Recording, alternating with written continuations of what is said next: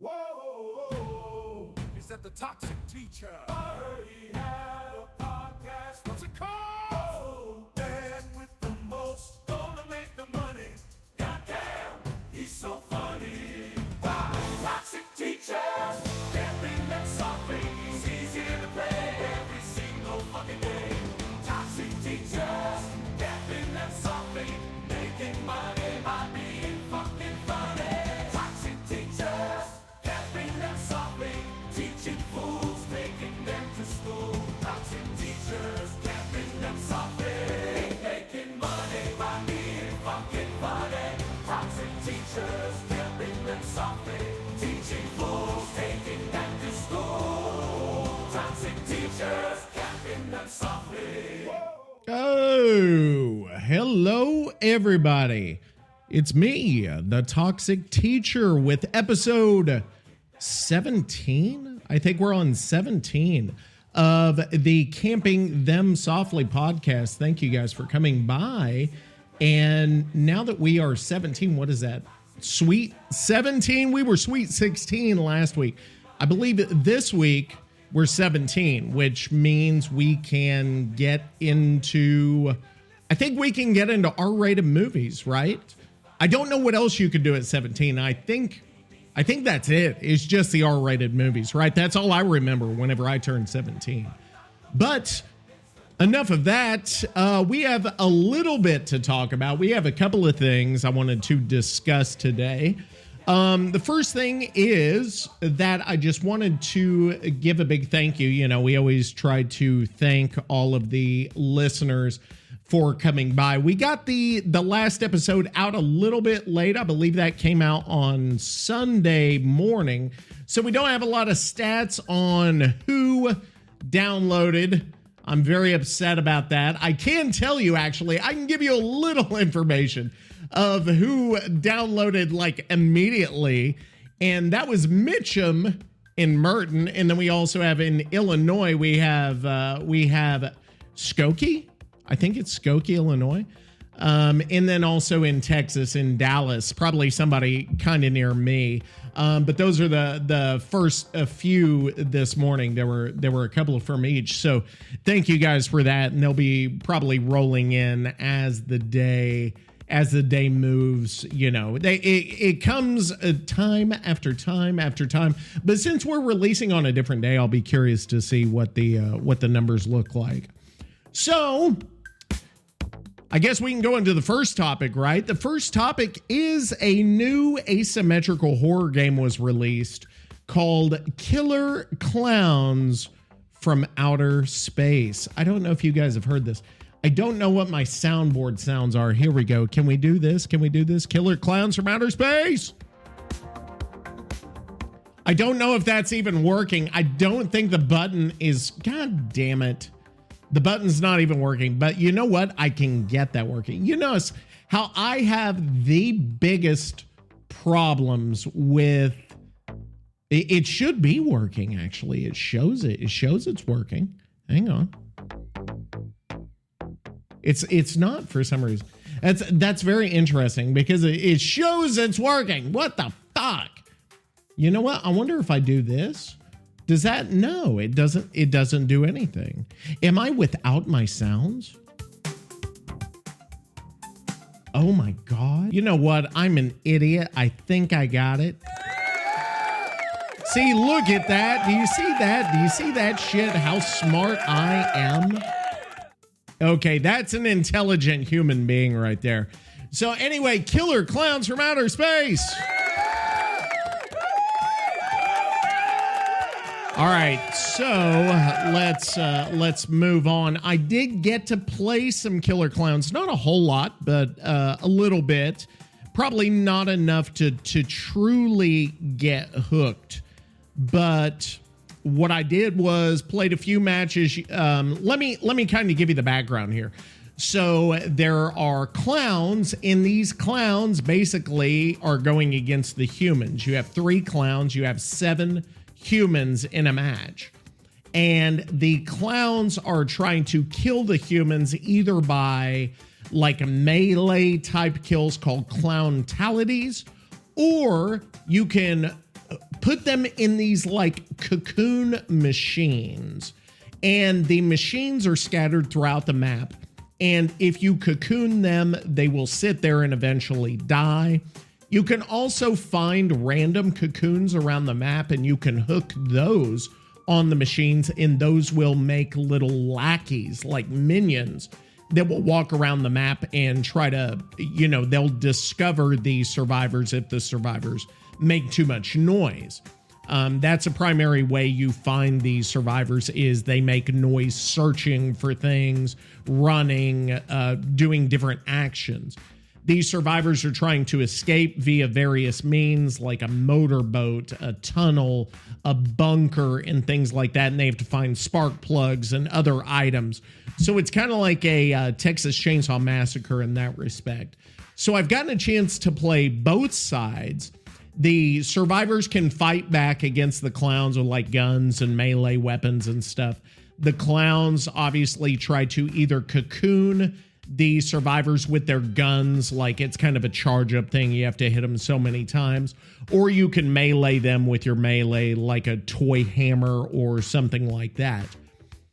Based on what I've seen, the clowns, you kind of have to team up. It's not an automatic thing, especially toward the end of the match. It seems like the survivors can do a pretty good job based on what I've seen of fighting back. The clowns, in my opinion, might be a little underpowered.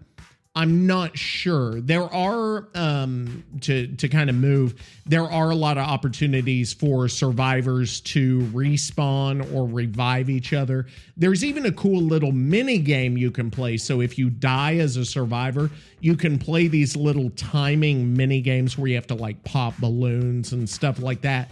And then you can give items to these survivors who are still alive. So that's kind of cool. It keeps you invested until they can revive you, or even after you've died.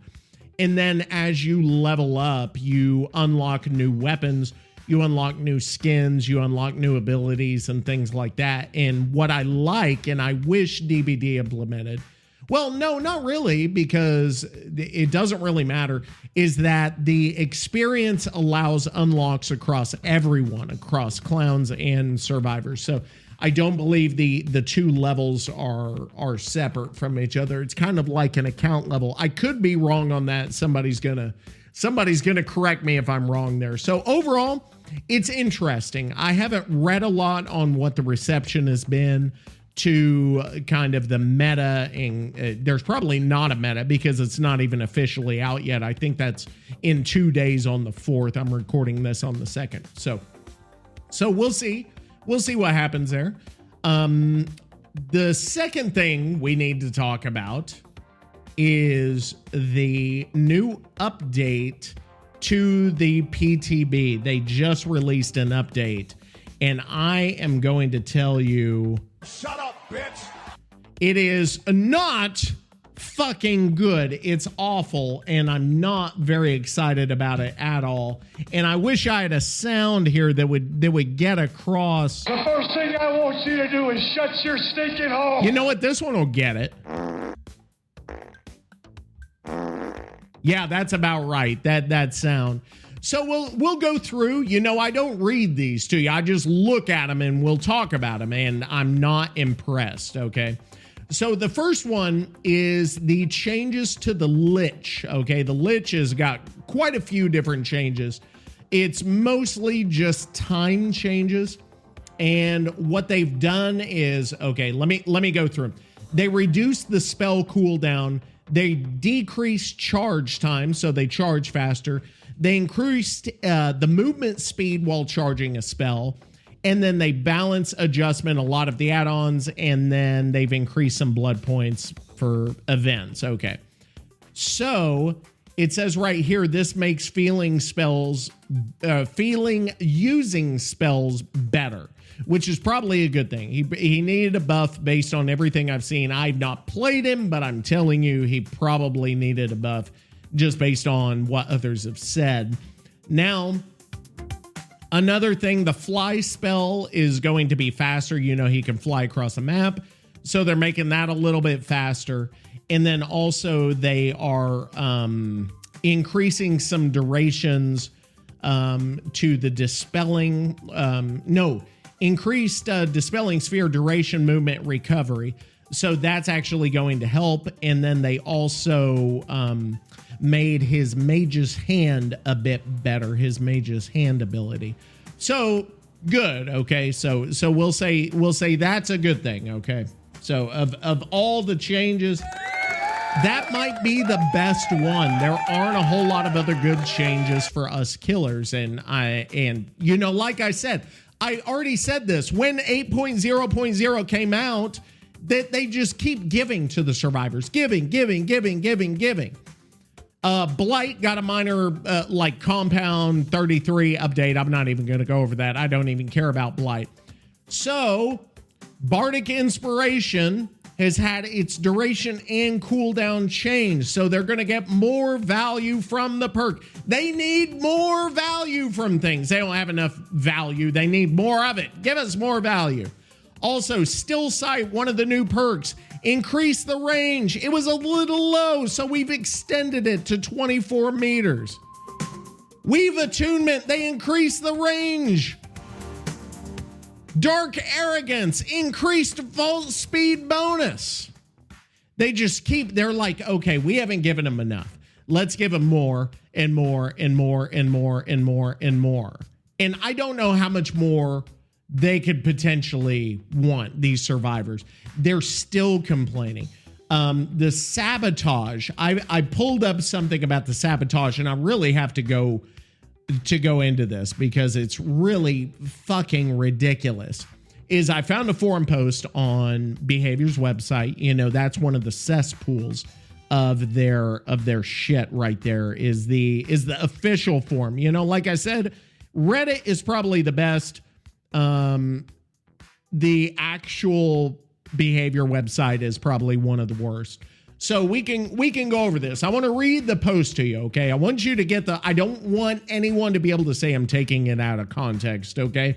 So the title of this post: Killers are already upset at Sabo changes.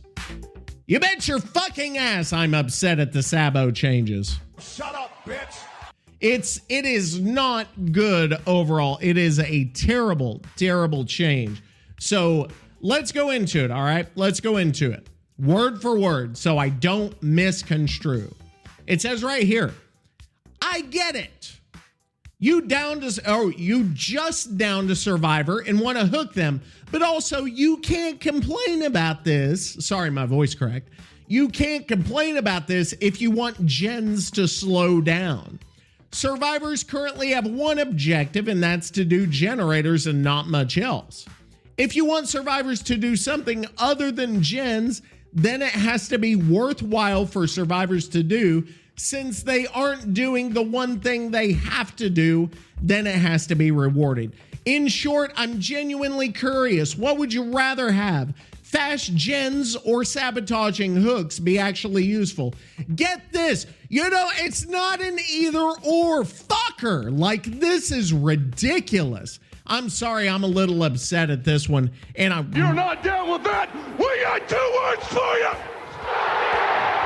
I mean, this is a ridiculous thing. They're saying either we have to have sabotage hooks being fast or repairing gens to be fast. That's fucking stupid. There's no other word for it. This is dumb. They're flat out dumb and uninformed. I can't say anything about the poster themselves, but their post is fucking dumb. Now, let's go into the comments on this shit because it's ridiculous. They have sped up gens. They've sped up like how fast gens can be completed, right? With all of these bullshit perks. And then they're now in the 8.0.0 update, nerfing gen regression while also buffing sabotage. These are 2 enormously negative changes for the game and for killers in particular. Survivors love it. We've already talked about that. That bullshit is awful, awful, awful. Now, here's what some of the people say. Here is a rational human being. You shouldn't be able to save a hook for free. Current sabotage basically requires you to get a hit to Sabo and get the save. PTB Sabo, you can run past the killer, sack the hook, and run to another hook and Sabo it for free. Not sure why we are incentivizing slugging, thank you, and making it harder to hook when survivors are complaining about slugging so much. There, that gets to the element, okay? Is that you complain about slugging, but then you're changing the meta so that slugging is even bigger, right? I'm going to need to slug more, especially if I know somebody's around, because you can bet their ass they're going to Sabo it before I can even get close. The Sabo squad meta, here's what somebody else said. The Sabo squad meta is going to come back in a big way, which is not the worst thing in the world until players start complaining about slug builds and gameplay. You're going to have to. You're going to have to slug, and we'll see how bad it gets. What I'm curious about is you're going to see how bad it gets on the killer side, but then you're also going to see how bad the complaining gets on the survivor side. And that's the fucking thing. That's the crux of the matter, is it not? Is that you will get, they're complaining about like gen regression perks. Okay, get them nerfed. They love the Sabo perks. Okay, they got that. They love the Sabo buff, got that. Slugging is going to start happening as a response. It's the logical response to all of these changes. They're going to complain about that. Now what happens? If they somehow buff base kit unbreakable, or if they somehow buff something in some way to make slugging unviable, that puts the killers in such a small box that you've literally taken almost everything away from them. I don't know where it goes from there. I don't know where else it could possibly go that would be beneficial for the game. It could go other places, but I don't think any of those places are somehow beneficial. I don't know. I'm kind of at a loss for words on that. I'm just reading some of the responses. Yeah, slugging, it's counterplay. It's what killers should do in that situation. Let me see. Leave the Sabo speed and we'll hear your tone later when the slug meta versus Sabo meta happens. Or you'll complain about how many Pyramid Head there are, and then we'll see perks like Deer Stalker get nerfed somehow. Sabo is just miserable to play against. I get it's already a part of the game, but when I play Killer, I hate playing against it. That's natural. Yes, it's not good, but right now it's bearable. Either you walk to another nearby hook, which makes Sabo useless, or you slug the survivor and chase the saboteur. I just don't think it should be a thing. Now, I disagree with this person because they say they don't think it should be a thing. It's fine if it's a thing, but it does not need to be buffed. It's just, oh my God. This is going to... There are fast gens. Somebody says, this feels like fast gens and easy Sabos. That's the way it's going to work. I mean, Okay, so here is a response, a killer response to this, okay, for all of us. And this actually helps me now that I'm looking at it. Pro tip for the upcoming meta among killers. Deerstalker is actually not actually that good. The power of slugging is that it saves you time, so you don't need to camp bodies and instead should seek new prey to apply pressure. And even if you need to go back to one of the slugs, you'll remember the general location of it and they won't be able to crawl far under knockout anyway. Oh, so should we be running knockout? Not to mention you will definitely see the pickuppers running to them from a mile away. So here you are, just freed you a perk slot in the upcoming meta build. So that's interesting. That makes knockout, which you know what knockout does, that prevents, like whenever a survivor is down, it prevents other survivors from seeing them. And I also believe that prevents the person knocked down from seeing the other survivors. That would actually be a good thing. Yeah, I'm just looking. I'm not seeing anything. Yeah. I'm not seeing anything that looks even vaguely like logical. Survivors need to realize this is a bad buff across both sides of the game. Slugging is already a problem. All this serves to do is increase the rate in which it occurs. That's exactly right. There is no excuse. So overall, we'll see what happens.